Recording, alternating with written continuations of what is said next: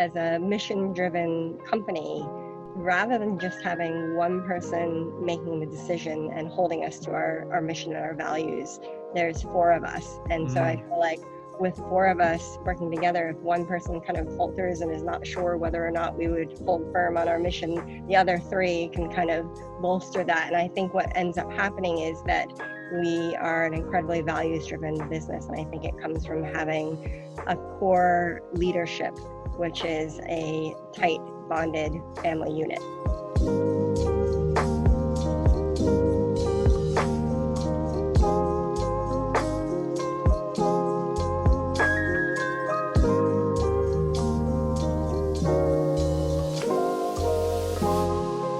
Rebecca, I really appreciate you being here with me on the Social Entrepreneurship and Innovation podcast. And for folks who are unfamiliar, would you mind introducing yourself and sharing with us a little bit as to what it is that you do? Absolutely. My name is Rebecca Hamilton. I am a second generation family owner and co-CEO of the WS Badger Company. We manufacture organic personal care products and sunscreens out in rural New Hampshire. And I have the great pleasure of running the company with my sister and also my parents, who are still involved peripherally and day to day. Mm. And so I'd love to start there as to what does it mean to you and maybe to the greater Badger family to be family owned and second generation. And what's that like? Like, what does that feel like for you? Well, I get along really well with my family. So it is overwhelmingly an amazing positive experience. I'm sure that for a lot of people, it could be a really challenging experience as well. But what that means for me is that as a mission-driven company, rather than just having one person making the decision and holding us to our mission and our values, there's four of us. And so I feel like with four of us working together, if one person kind of falters and is not sure whether or not we would hold firm on our mission, the other three can kind of bolster that. And I think what ends up happening is that we are an incredibly values-driven business. And I think it comes from having a core leadership, which is a tight, bonded family unit. I think that certainly shines through in doing a little bit of research and delving into the whole Badger history that I've been doing the last few days in preparation here. I'm interested in particular as to how the co-CEO role feels. Is that's just, for any type of business, family owned or otherwise, it's something that's a little unordinary, but that with your sister, Emily, I'd love to hear more about it. Well, I think it's daunting for a lot of people because the traditional business model is this idea that you have one CEO who has the ultimate say in how you're directing the business. And our actual titles aren't co-chief executive officers, they're collaborative executive officers. And it's a little bit tongue-in-cheek, but we chose those titles because we feel like they more accurately represent what we do in our business leadership. And we actually day-to-day run the business with a strategic leadership team. So that's my sister and I are on a team with the rest of the directors in the business who each hold a different part of the company. And so while we might have kind of a ultimate say in the long-term vision and direction of the business, we rely heavily on this larger team because we recognize that each of them bring expertise from their area of the company and that we can make better decisions as a team than we would be able to as individuals. And so we've been doing that for a number of years, long before we became co-CEOs. And so the transition to co-CEOs was very, very simple in a lot of ways because we'd already been running the business as a collective, starting as a collective family, then with our strategic team, and now with my sister and I kind of taking the helm on visionary work, but also day-to-day running it with the strategic team. And so from what I understand, you and your sister moved into that role in 2018, right? And so how has the 2-year transition been? What feels different now than the work of your role and maybe your sister's on the day-to-day before? When we took over as co-CEOs, I think we thought nothing would change because we've been slowly transitioning toward this co-CEO leadership for many years. Our father had been stepping back out of the role. In fact, a full year before we took on that role, he stopped working at Badger to build a house for himself and for my mother. And so he wasn't coming into work at all. And about halfway through the year, we asked him, are you retired? Are you on sabbatical? We haven't seen you at work in a while. He's like, no, just sabbatical. I'll come back. And then after a year, he's like, I don't think this title CEO really fits the work that I'm doing. I think that it's time to officially transition. So all that to say that in some ways it was very smooth and seamless because we'd slowly been having this transition happen over many years and had been really relying on the expertise and guidance of our parents, but also taking on more and more of the leadership of the company day to day. That said, in the last 2 years, so much has happened.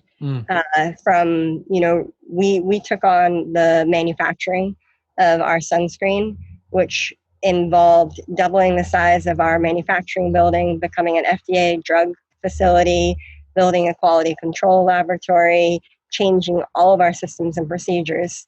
That was one major thing that happened. And then we have a changing landscape in terms of Whole Foods being one of our core customers, being bought by Amazon, transitions in the marketplace, and then we had a pandemic. So business as usual in the last 2 years is hard to really understand what things would have been like if we hadn't had such major things going on. But that's also the life of running a business.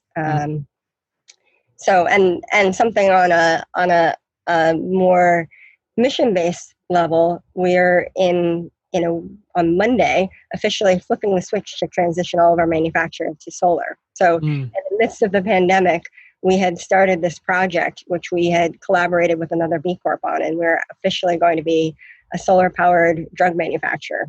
So a lot of different things going on, and it's hard to say which ones are connected to us being in the position of co-CEOs and which ones are just circumstantial as a business. Right. Well, I'd love to dive into the solar project here in a moment, but I guess, with all that, there's so much that you brought up, given the worldly context and the transition and the new manufacturing. And I'm curious, how do you feel you and your sister and maybe your leadership team, how are y'all keeping things sorted as to, what to prioritize, to focus on? How are you working through that? And I know this moment that we're in right now might make that even more challenging, but I'd be curious to hear your thoughts on that sort of focus and prioritization. And that is the question that we deal with every day, and it changes. So we look at ourselves as being a mission-driven business first and foremost, but in order to fulfill our mission, we actually are a for-profit business that has to make money, or we can't afford to do any of the nice things that we do. And so putting mission first, but recognizing that money is the fuel that's going to get us to be able to fulfill the things that we want, means that we have to look at the business and say, structurally, what do we need to do to keep the engine running, to keep that flow of money so that we can afford the things that we want to do? And then how can we streamline our processes so that we can maximize the good that we're doing? Because, as a family business that is not beholden to any investors, we want to have the business be doing things that we feel good about. Like that's why my sister and I are part of this business, and it would be a lot less interesting to us if it was just kind of money for the sake of money. It's not really what drives us. So it is a delicate balance. We do have to prioritize keeping the doors open, but it's always the balance of trying to figure out how to not sacrifice those values that are the reason we're in business. And I mean, I guess then into the solar project, which is something that has seemed to balance both of those needs. being something that has been a very savvy business decision from the sense of consumption and savings, to as well overlapping with what's important as far as it relates to y'all's mission. So I'd love to hear. This was actually what reminded me. I think I may have bothered you a few times, as I've loved to have you on the podcast for a while.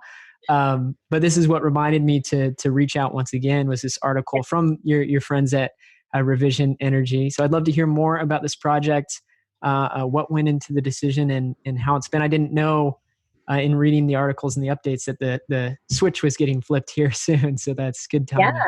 Yeah, it's excellent timing, and it's very exciting. I think that in this whole process of trying to prioritize things, there are these golden wins when you actually have something that is going to be a cost saving, that's going to improve quality, and is going to do the right thing based on your mission. And the solar was just one of those where we were able to partner with Revision. They were able to find investors to put the money up front. So we were looking at actually saving money in this investment in our future, in being able, we have property. So we're able to do one of the largest ground and roof solar mounts in the region. And so we're able to provide all of the power needed for our manufacturing. And it looks like quite a bit extra that can then go to power the grid, our own grid. So, having the opportunity to actually move forward on something, even though it's a really difficult time, this is kind of a ray of light. We were able to provide kind of, I guess, through this project, provide jobs during the pandemic where people were outside and able to socially distance, and ultimately transition to renewable energy, which fit in with what we're trying to accomplish as our company, is being a company that's really having more positive impact wherever we can in terms of climate change and the environment. And so what I was able to pick up is that you signed this agreement to endure on this project with Revision the day after y'all made the commitment at COP 25. Can you share that story? Is that accurate? Is that that is accurate. That literally happened. Yeah. Well, we had heard that a number of B Corps were going to the COP 25 and we're going to make a public statement about moving to net zero emissions by 2030, which is an ambitious goal, of course, but B Corps are known for being ambitious. And Badger, having this be a core mission-based principle, felt that it was something that we could and should be part of. And so we made the public statement that we were going to go to net zero by 2030, and we had started the process of looking at solar when we were thinking about making the statement, and we'd gone through a process of kind of mapping out what we would need to do to achieve that goal. And the first step that was really close to happening was this idea of moving forward on solar. And so in some ways, the timing just worked out that we were able to make that public announcement and we were ready to sign the documents for going solar the next day. And in some ways, we were kind of pushing the two along at the same time. And we felt like that was the first step on our plan. And to be able to actually take action that soon after making a commitment felt really authentic to us. And since it was such a big, ostentatious goal, we wanted to have a tangible first step that we were doing right away to show that we were actually we meant what we had committed to and that we were going to follow through on that. But I mean that's quite I think calling that a first step is not exactly accurate. I'm sorry to correct you. It seems like y'all have quite the list of initiatives that you've taken on previously in energy savings, waste reduction. Fair. That's fair.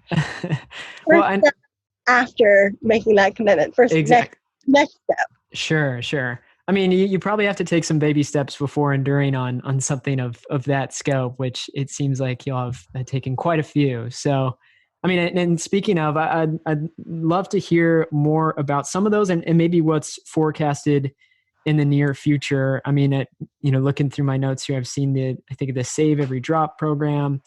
Y'all are doing some really innovative stuff in regenerative soil. And Yeah, I'd love if you could share a little bit more of what y'all might have up your sleeve, as if that was the Sure. first milestone for you. What's next in this area of sustainability and stewardship?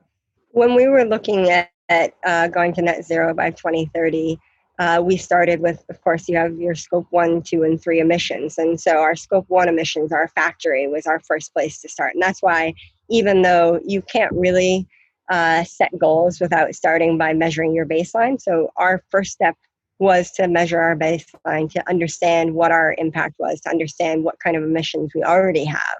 Mm, But then the tangible step of addressing that was to go solar and to have all of our scope 1 emissions be renewable energy. mm, The regenerative project is a much, much larger and more complex project because we don't know how to accomplish that. And so our first step on that was to do a regenerative project on site at the Badger property. So we have about 16 acres that the Badger manufacturing facility is built on. My father designed and led the building of all of our manufacturing. So it's beautiful wooden mm, post beam. And we have organic gardens that we've had for quite a few years. For a while, we were supplying our lunch program with the organic gardens. In the last couple of years, we've been doing a gleaning program where we supply the local food kitchen mm, with fresh veggies from the garden. And then we have the grounds, which right now is partially solar panels, but there's grass and wildflowers in between there, and then the lawn in front of our property. And so we wanted to look at what would it take to have a mini regenerative project on site, because if we were going to start talking to our suppliers about that, we should have an understanding of what that meant to us. mm, And so we started implementing regenerative practices on our own property. We worked with a local university to have students come in and measure our soil carbon and above and below ground biodiversity to kind of get a baseline. mm, And then we worked on creating a bioreactor, which is basically like an intensive composting system with microbes that will be ready in a few months. And the idea is that you spread that over the ground, and that helps to retain water and build up soil carbon. So we've got a number of things that we're working on right now, and the hope is that in a year or so, when we measure our soil carbon again, that we'll have increased it, and then we can use that story as we start talking to our suppliers about whether or not they have commitments toward regenerative practices. mm. And so I'm interested in, as you know, as these are such I guess pretty demanding initiatives to take on. It seems like from maybe start to finish, in some ways, you kind of have to learn the ins and outs of whatever sort of project you're taking on and deciding to implement into the operations, and ultimately supply chain and working with your partners there. Uh, I know y'all have been a certified B Corporation since 2011, and this climate commitment to go net zero by 2030 was originally done by 500 plus B Corps. I think it's now 700 or so. So I'm trying to get to what is the significance of that community to you, to the kind of greater Badger family, and having all these other companies in the space taking the same pledge and commitment, and perhaps working on it as voraciously as y'all are at the same time. Well, we work quite a bit with the larger B Corp community. Mm. When we first became a B Corp, we actually had learned about it, and we were in the process of moving from our original building, which was, a house and then a garage and then a warehouse, and they were all kind of haunted. And then we built this beautiful new manufacturing facility, and we were growing really rapidly. And even though we were moving into what felt like home, there was a lot of concern that as we expanded, we would lose the core kind of family mission-based spirit that we had when we were a much smaller company. And so when we discovered the B Corp certification, we saw that as a tool that we could use to build our mission into the DNA of our business, that we could grow gracefully and not lose the things that made us Badger, the mission-based things, the sustainability, the community, the way that we treat our employees. And so we didn't really think about the B Corp community. We just thought about the impact assessment as being a good tool. We weren't even looking at the marketing potential or anything like that. Just pure and simple, let's use the impact assessment. And then we barely got a high enough score to become a B Corp. And we thought, well, we got just over 80. Let's become a certified B Corp. Why not? But when you become a B Corp, you also sign a declaration of interdependence. And the goal of it, which I think is really cool, is that it's not just a certification that sets businesses apart. It's a certification that brings businesses together with a common goal of creating a new sector of the economy where business is a force for good. And that's really compelling to me, because if you asked my younger self if I was ever going to get into business, I would have told you it was a dirty word and I was going to go do some kind of activist thing that had nothing to do with business. And the B Corp community gives a mechanism for mission-driven businesses to work together toward greater good, toward a greater purpose. And so the first time I went to a retreat with other B Corps, I actually began seeing the value, which is that this is a community of mission-driven businesses that have a similar goal of wanting to have a positive impact. And the willingness of sharing best practices, of working on projects together, of bringing the whole community up is just unheard of in the business community. And so I think that's really the value that you get from becoming a B Corp, is that you actually get this beautiful community of businesses that are willing to work together and help everyone to be better. And so as it relates to y'all's environmental initiatives, is there a lot of collaboration going on between some of your B Corp colleagues? We actually just a few years ago started this really lovely summit, which is a climate change summit, which is CEOs in the B Corp community. And it's a working summit, which is really cool in that you actually go there for 3 days. And when you leave, you've all made agreements on specific action-based and monetary goals that you're all going to work on together to help further your environmental mission.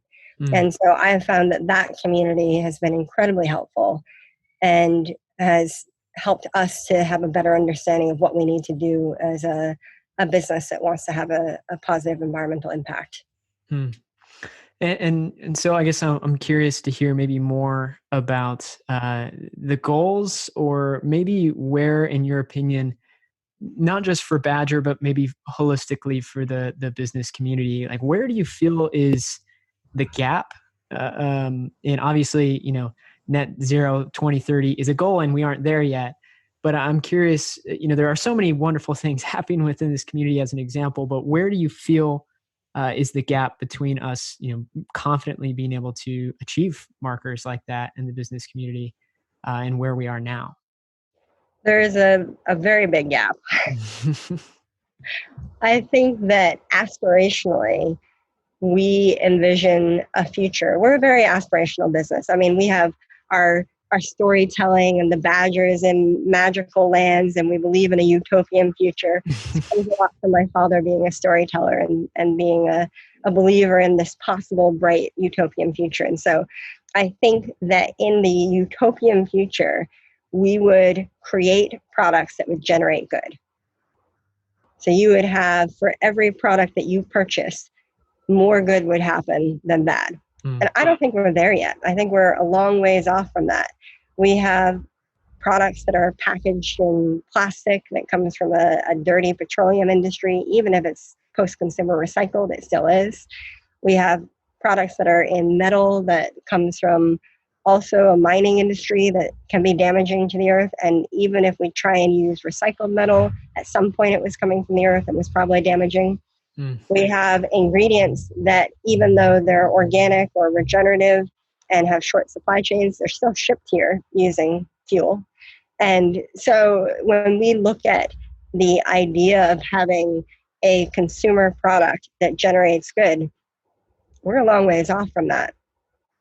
But I think it's possible, and that might be my utopian mind. But I think it is possible, and I think you can start to quantify each of your products and look at what are the ways that you're having a negative impact, what are the ways that you're having a positive impact, and how do you shift so that people are actually creating a positive impact in the world by their purchases. And so that's what we're working toward. That's the ultimate goal. Going to net zero emissions by 2030 is just one piece of it. And so I guess to that flip side, from the gap to maybe where you're hopeful, I'm wondering what do you feel like you understand now about maybe the behaviors of businesses and business leaders in this realm of achieving a much more environmentally sustainable way of doing business, ideally regenerative way of doing business. What do you feel like you've learned maybe most recently, or an understanding that you've come to about this movement and this area of change that you hadn't previously? Well, I think the people in this movement are really creative and they're willing to throw out the status quo for something different. And I think that if we actually are going to achieve that goal of generating good with each product that people purchase, something has to change, and it has to be pretty drastic. And I don't know what it is yet. And so that's really where I think the true digging comes in. We can all pat ourselves on the back about going solar and using sustainable packaging and having good organic ingredients, but nobody is doing it perfectly. Probably nobody will ever, but we have a long, long way to go. And so there's a huge room for improvement for everyone in our community. But I think that they're willing to do the work, and they're willing to try things that are maybe a little bit edgy or maybe haven't been done before. And that's really exciting, because I think that's what's needed. I certainly agree. Well, Rebecca, before we finish up, could I hit you with a few rapid fire questions? Oh, I'm ready. Okay. So the first one, and I ask everyone this one, how long have you been DJing? I did not expect that one. Since 2013. Well, I attended the B Corporation Champions Retreat in LA, and I went to the like Wanderlust party. Oh yeah. And I was walking through the room that you were performing in, and I looked up, and I was like, oh, maybe that's a local artist, and it's like, oh, thanks to Rebecca Hamilton from Badger. Like, I'm like, oh, I know that company. Very talented. You have quite a few skills, it would seem.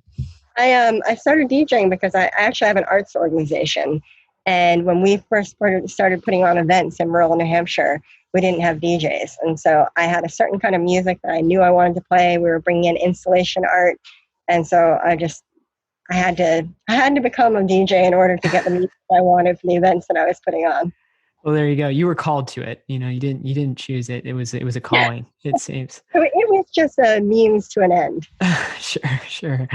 Okay, maybe more of a traditional question. I'm curious, has there been a book that's impacted you recently, or maybe something you always come back to that you'd love to recommend? Oh, yeah.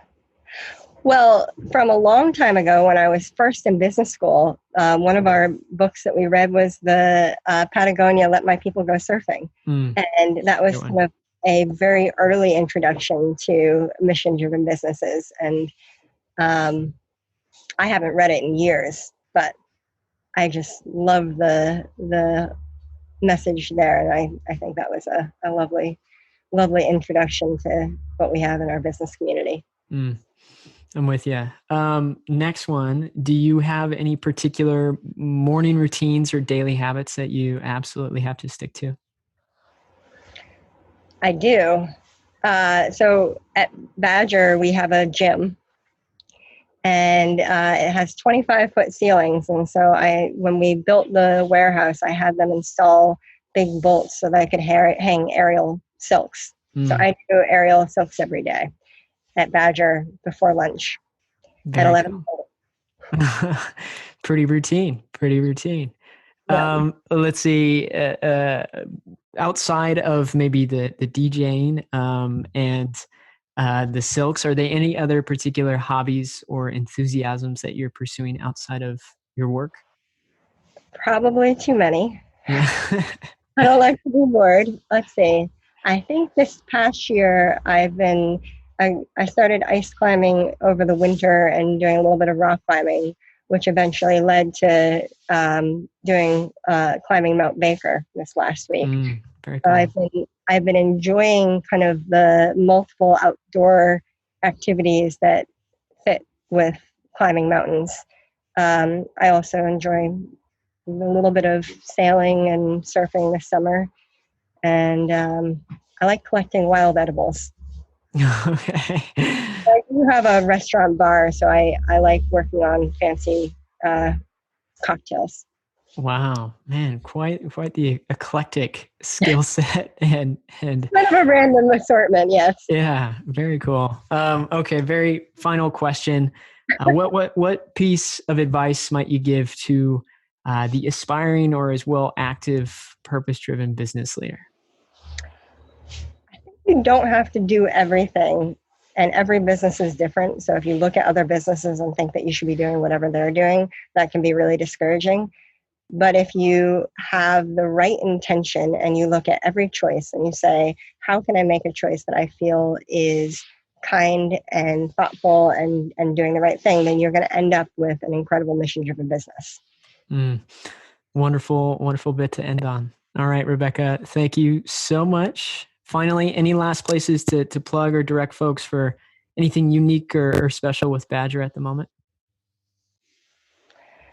Let's see. Oh my gosh, that's actually a really tough question right now. There are a lot of things. I mean, I'm most excited right now in this moment about the idea of sunscreen powered by the sun, because we're literally just about to flip the switch and being a sunscreen manufacturer. Awesome. I just think that's a really cool concept. We have a new sunscreen in a tin, so it's